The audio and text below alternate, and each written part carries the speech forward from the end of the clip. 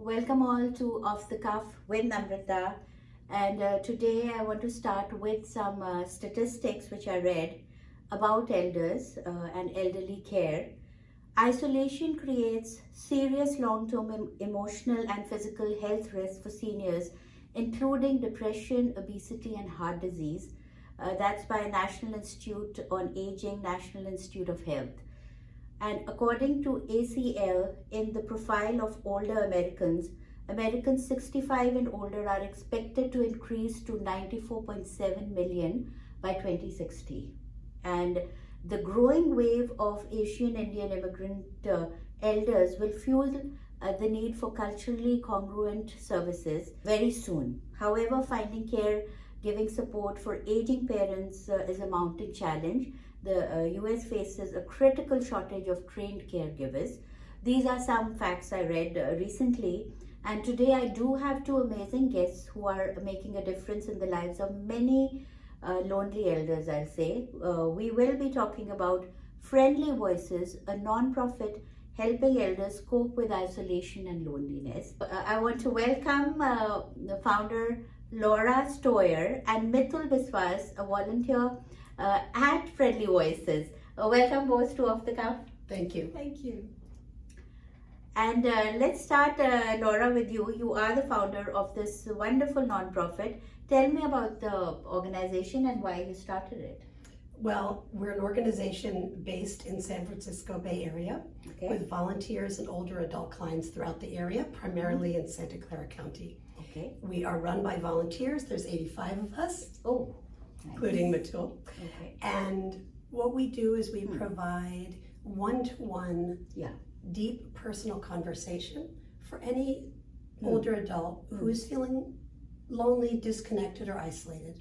And we started early in the pandemic, April 2020, when we realized that for many older adults, the isolation of COVID was but a drop in the bucket.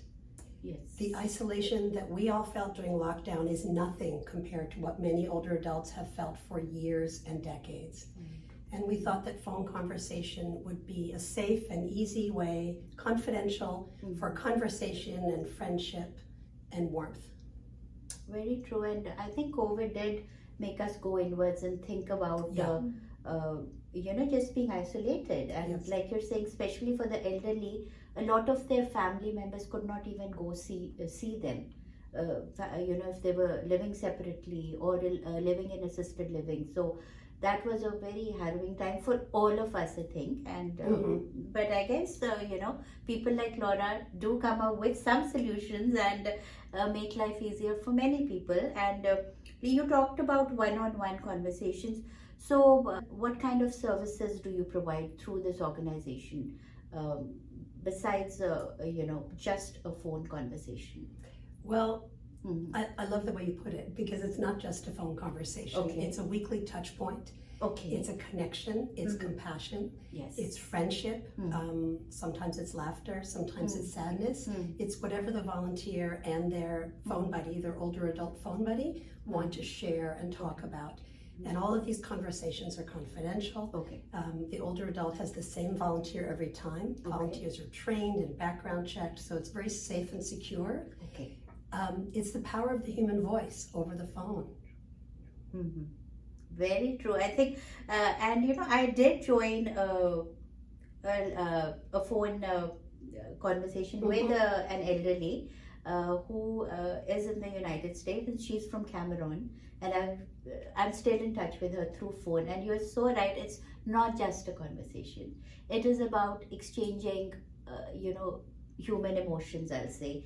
And what she told me recently, she said, it's more than a conversation for me, and it's be active, actually. Exactly. And also look for other social connections. So I think it requires a little bit of urging and for us to make a better world for anybody, I have to say. But you said that you train the volunteers. And Mithul, you've been volunteering for the past 3 years? Yeah, I've been volunteering for the past 3 years, and excuse me, I am also a mentor now, so I have Okay. my own phone buddy, and then Mhm. there are a couple of volunteers under me. Okay. A few of them freshly trained, and a few of Okay. them quite into the Uh-huh. into our organization for some time now, Okay. and well, they just need light guidance, and sometimes the volunteers need to confide in somebody too about some particular situation they might be in. Yes. So Yes. just a Okay. pat on the back. So how long are the conversations though? Can it go on for a longer time, or it depends on the So the conversations it can be any time long. It's a comfortable time between the volunteer and the buddies. Okay. But we would urge the volunteers lightly, very Yeah. gently, that they keep it around 20 minutes, because Okay. they might have their own jobs, their Yeah. lives, and Yes. they should not feel overwhelmed with the Yeah. conversations that they are having with their own buddies. Absolutely. Yeah. I do understand that, and sometimes they can go on for longer, and sometimes, you don't have much to say, or they want that quiet, I don't know, at times. Yes, So it yes. depends on how the conversation is going. Yes. So I guess that's how the volunteers can go about it. Mithil, you're from India, and we come from a society that is collective. And when we come to the West, we see, it's a different society. It's more independent, and the kids start to get independent. And, the elders kind of in our society, that we have to take care of them. But when we come here, it's very different. Life takes over, and sometimes the people who come from India, the elderly parents, they are very dependent on their own children, and they don't know what they really want. And isolation or loneliness in elderly is a taboo topic in our Yes. society. Yes. So how are you dealing with South Asian clients that you have? Would you like to say a little bit about that? Yes, so South Asian clients are very special in the sense that if I can speak of my own background, my Indian background, Yes. My parents coming over here, they would feel very lonely because they can't go out. Yes. The distances between, Mm. if they have any friends, it's too far. Most of them don't have friends. They will just go for walks around their houses, but they don't have much of people to communicate to.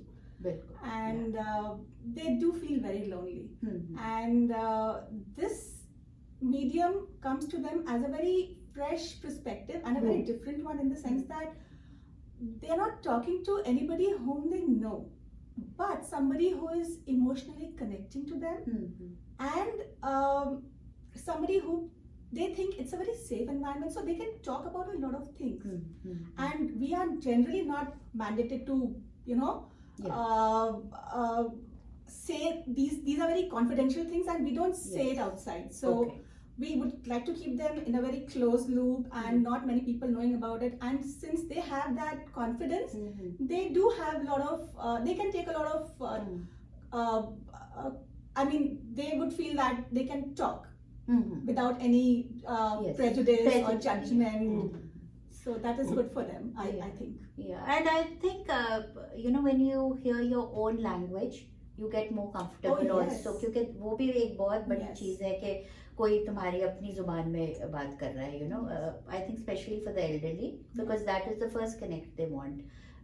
So how do you, Laura, kind of assign the volunteers to the elderly clients? Is there a method to it, and how do you do that? Well, there is. Okay. It's our secret sauce.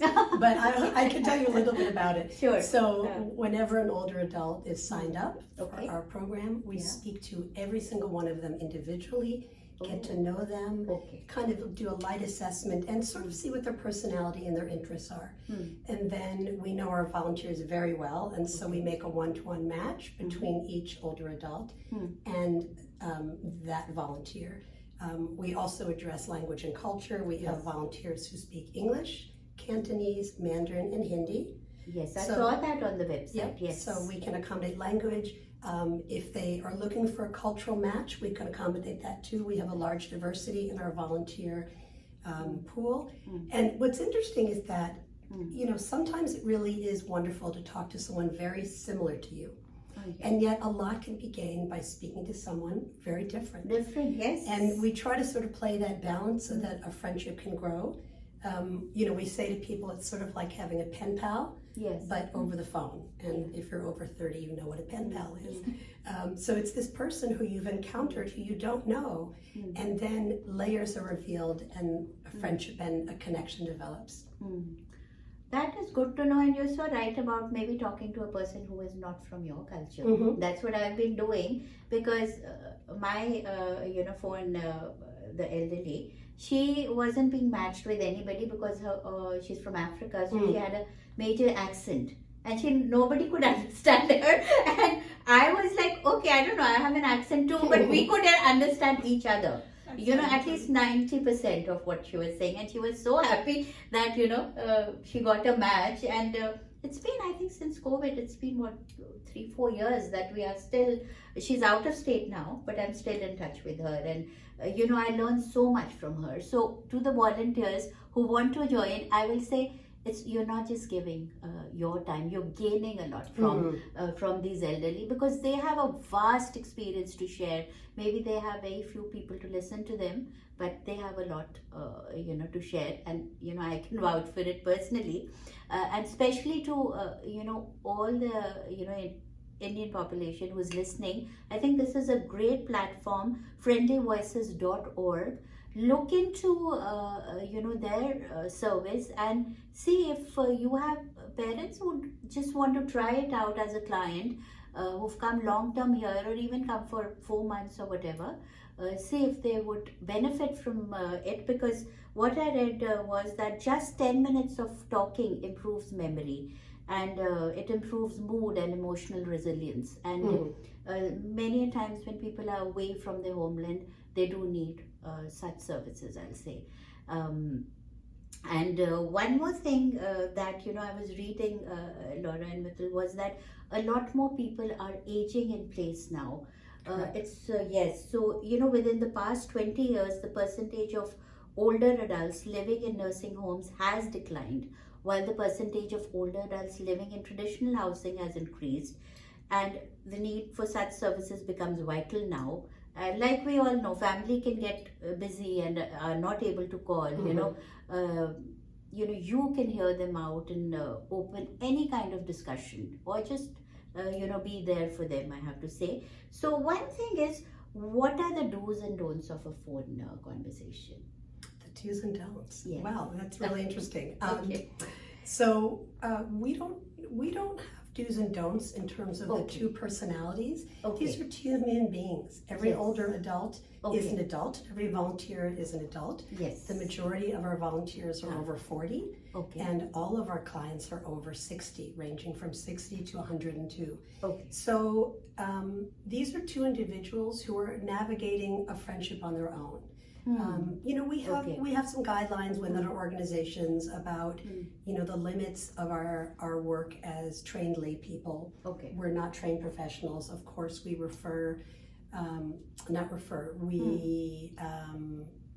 we consult professionals when needed for issues of elder abuse, suicidal intention, severe depression. That's not within our training to address, but we're another set of eyes and ears for this older adult who may not talk to anyone all day long. They may literally talk to no one. Maybe they have a social worker. Maybe they have an adult child who lives with them but is working, very busy. We had one client who was so lonely, he called PG&E every day to have someone to talk with. Wow. And so there can't be a lot of sort of do's and don'ts when there are two human beings involved. And we have our volunteer policies like every good nonprofit as well, which if anyone listening would like to apply, the next training is August, a little plug for that, and you'll learn about our policies and our process at that time. So, simple question, where can people find you, and do you serve elders in other states too? What if somebody calls you from the East Coast and they want to, so a little bit about where they can find you. So at this time we are only serving older adults in California. To find us, it's very easy. Go to our website, www.friendlyvoices.org. And there's a page on there, a tab, that says sign up a senior. Okay. So a senior can sign themselves up. If they don't have computer access, they can many do not. Yeah. They can have someone else sign them up. Okay. An adult child, a friend, a neighbor, a social worker. And if there's no way for them to have computer access at all, there's a phone number on the site. It's at the bottom, and they can call and sign up over the phone. Okay. And once they've signed up, do you remember the phone number right now, or you? Okay, I'll just tell. I'm not sure I can have it by heart because it's our office number. It's not my personal. Oh, okay. I don't want to give the wrong number online. Absolutely. It's at the bottom of the website. It's a 650 number. Okay. So just go to friendlyvoices.org. I'll say to have whoever has a computer at hand, and like Laura is saying, you can the elderly can call from there, or you can sign them up yourself, and also be a volunteer. Absolutely. Okay. Also on the website. On the contact us page, my information is there. You are welcome to contact me and ask me any further questions that I didn't explain here today. Absolutely, she's available. And one personal question about to both of you. Laura, you started in this organization in 22. You've been doing this for 3 years now as a mentor. Any insight as to what you learned from the service you're providing personally? Well, I learned that here in Silicon Valley, we take for granted that everyone is connected. Yeah. We take for granted that everyone has a smartphone, everyone has a car, everyone has Wi-Fi, everyone has Zoom, and everyone weathered the pandemic just fine. But what I found is that's really a myth. And for many of our clients, most of whom are low income, living alone, without connectedness to the larger world, sort of the modern world has passed them by, and they feel utterly forgotten until they get the call from their volunteer every week. And that was sort of a revelation for me here in my my little Bay Area bubble. You're not wrong. I think you said it so well. Yeah. Thank you. Yeah, Mithun? So coming from India, we make almost daily calls back to our parents whenever they're not here. So connecting to my buddies over here, it gave me a lot of I don't judge my parents when they call me about certain ways. Earlier I used to give my insight on everything. I used to give my opinion on everything. Why did you do this? Why did you do that? And everything. But now I try to listen to them now a lot, and I don't give my opinions a lot. So I would say that our relationship has gone for slightly better. I won't say, oh, very nice, but slightly better with my parents now. I think that's so right, because in our society, I think as a child, you tend to overprotect. Because generally when even our parents were always overprotective, and now mostly their parents. So you kind of learn from them, so you're like, okay, I need to be as overprotective. That is so right, and I agree with you, because I did that initially with my mom, but I know my elder sister was there and knew she was taking care, so I took I'm the youngest, so I took a step back and I just listened to her, and we connected through poetry and certain things that we liked, so I think she enjoyed talking to me more so when she was alone. So I think that's what I'll say, that whoever you're talking to, be it your parents or your aunts who are getting old and are not that mobile, just be there for them. And this is such a wonderful service, Laura, I think you've started. Thank you. In California, and I wish you the very best. And any other information that even people, you can go to friendlyvoices.org. And any words in the end, Laura, and I'll let you go. I just want to thank you for helping us get the word out and helping people remember that As we're all going about our busy lives, there are folks who just need to hear and to talk and be heard. And it's so simple and it's so powerful. And thank you for helping us all to remember that. Thank you for, and Laura was so right about the Silicon Valley life. We are living in a bubble where, our lives, the day ends like that and we don't know where it went.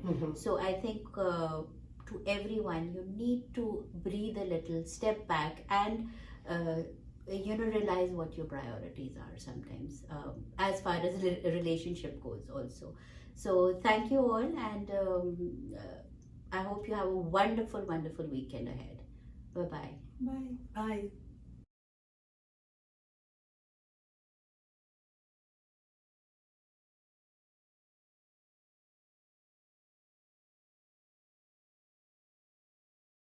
Shosha is a creative Indian restaurant located in the heart of Silicon Valley. Shosha is a woman-owned business that serves traditional Indian flavors assimilated with molecular gastronomy techniques.